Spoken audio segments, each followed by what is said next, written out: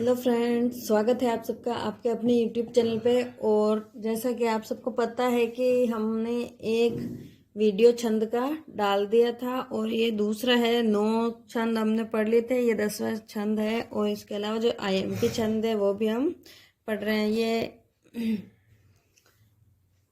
आइए शुरू करते हैं। ये छंद है हमारा श्रद्धरा, ठीक है। इसका लक्षण है मृभ नेयाणाम त्रयेण त्रिमुनि यति युता श्रद्धरा कीर्तितेयम।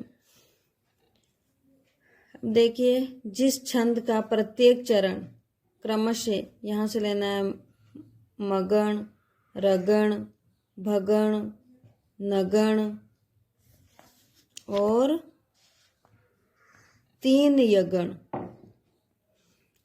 त्रयेण है ना, 3 यगण से युक्त है, वह छंद श्रद्धरा कहलाता है। 21 वर्णों वाले इस छंद में प्रत्येक 7वें वर्ण पर यति होती है। प्रत्येक 7वें वर्ण पर यति होती है। त्रिमुनि यानी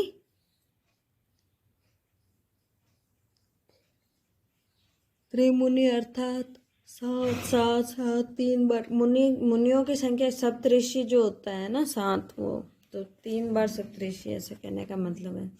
अब देखिए यहाँ पर हम ये लगा के देख लेते हैं।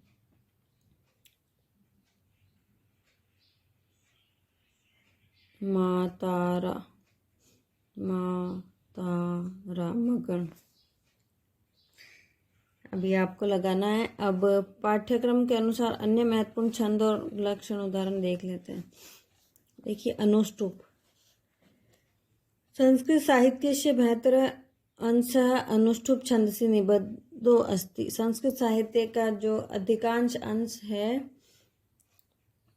वो अनुष्टुप छंद में लिखा हुआ है। अस्य प्रत्येकस्मिन् चरणे 8 अक्षराणि भवति।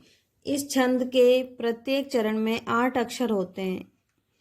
इदम एव पद्य श्लोकश्च अपि कथ्यते। इसीलिए यह पद्य अथवा श्लोक भी कहा जाता है। तो देखिए, प्रत्येक चरण में 8 है, मतलब 4 चरण में होंगे तो टोटल इसमें कितने होंगे? 32।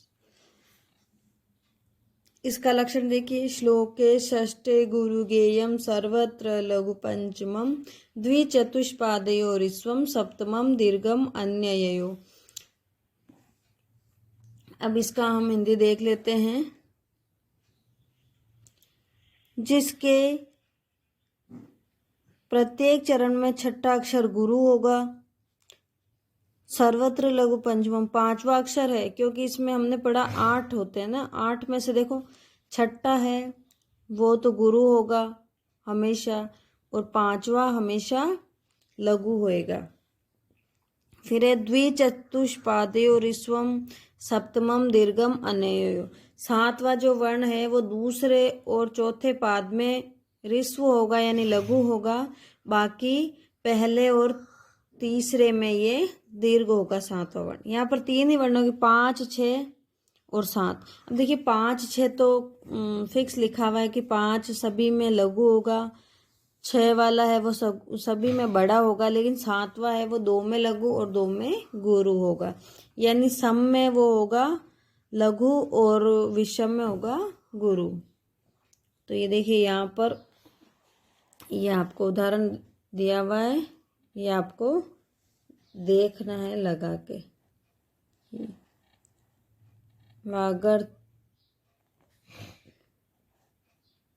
वागर्थावयव संप्रक्तो वागर्थ प्रतिपत्ति जगत पितरो वंदे पार्वती परमेश्वर। ये वही चीज़ लिखी हुई है आपको। ये प्रत्येक चरण के 8-8 लगा के देखिए। उपजाति का देखिए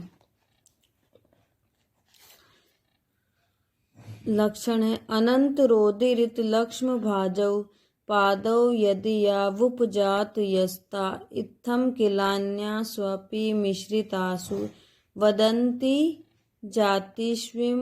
जातिष्विदम एव नाम। उपजाति छंद इंद्रवर्जा और उपेंद्रवर्जा दोनों छंदों के मिश्रण से बनता है।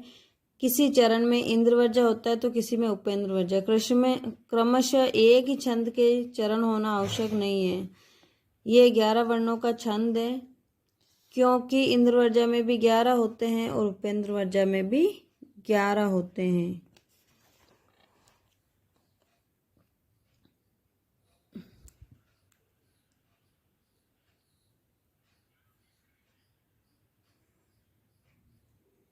हाँ, अब देखिए, उक्त उदाहरण के प्रथम चरण में जगण, तगण, जगण तथा 2 गुरु, अतः यह उपेंद्रवर्जा है। शेष तीनों चरणों में तगण, तगण, जगण व 2 गुरु हैं और यह इंद्रवर्जा। इन दोनों का मिश्रण होने से यहाँ उपजाति छंद है। ये उदाहरण है, आप इसमें लगा के देख सकते हैं। अगला है अपना वंशस्थम। इसका लक्षण है जतौ तो वंशस्थ मुदीरितम जरौ। तो यहाँ पर ये 2 चीजें हैं, जतौ और जरौ, ठीक है। और ये पूरा, जिसके प्रत्येक चरण में जगण, तगण, जगण, रगण होते हैं, वहाँ पर वंशस्थ छंद कहा जाता है।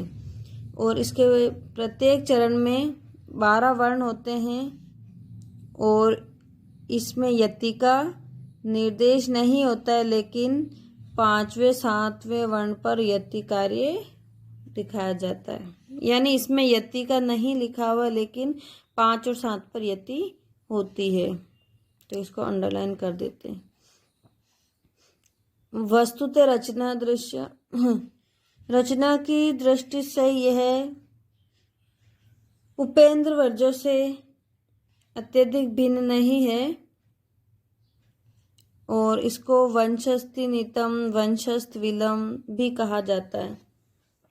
अब ये एक उदाहरण है, अब इसको हिंदी में समझ लेते। वंशस्थ के सभी चरणों में क्रमशः जगण, तगण, जगण, रगण होता है।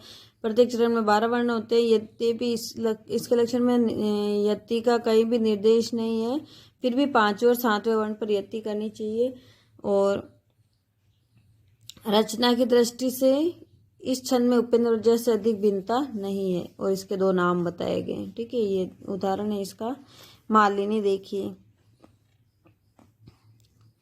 ननम ययुतेयम मालिनी भोगी लोके।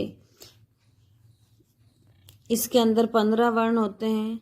ननम ययुतेयम, नगण, नगण, मगण, यगण, यगण, ये होते हैं मालिनी में। और 8 और 7 पर यति होती है। तो भोगी है वो 8 है और लोक कितने हैं, 7 हैं, तो 8 और 7 पर यति होती है। ये इसका उदाहरण है, लगा के देख सकते हैं आप। देखिए, ये है हमारे उदाहरण।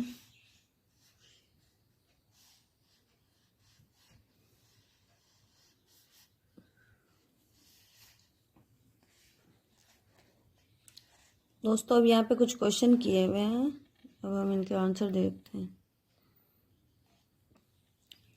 छंद शास्त्र के प्रणेता हैं। पहला क्वेश्चन है, छंद शास्त्र से प्रणेता अस्ति लगध मुनि, सायणाचार्य, पिंगल मुनि, पाणिनि। तो इसका आंसर होएगा पिंगल मुनि। छंद शास्त्र से नाम न वर्तते। छंद शास्त्र का नाम नहीं है। छंदो विचिति, छंदो अनुशासनम, छंदो विवृति, छंदाचरणम। ये छंदाचरणम ये नाम नहीं है, ठीक है। संयुक्त वर्णस्य पूर्ववर्ती वर्णः भवति। छंद संयुक्त वर्ण का जो पूर्व वाला वर्ण है वो क्या है, वो क्या होता है, तो वो लघु होता है कि दीर्घ होता है कि, है ना। लघु, गुरु, यादृच्छिक या नियम नास्ति, तो वो गुरु होता है। तगणस्य स्वरूपम अस्ति आदि लघु। तो देखिए, तगण का होता है ताराज, ठीक है। अब देखिए यहाँ पर इसमें क्या हो रहा है, आदि लघु हो रहा है, अंत गुरु हो रहा है, मध्य गुरु हो रहा है या अंत लघु हो रहा है। तो अंत लघु हो रहा है ये वाला, तो ये वाला सही है, ठीक है। दोस्तों आपको ये वीडियो कैसा लगा, अच्छा लगा है तो लाइक और कमेंट कीजिए, शेयर कीजिए ज़्यादा से ज़्यादा। और आज का हमारा टॉपिक यहीं समाप्त होता है और कल हम नए टॉपिक के साथ आपके पास आएंगे। धन्यवाद।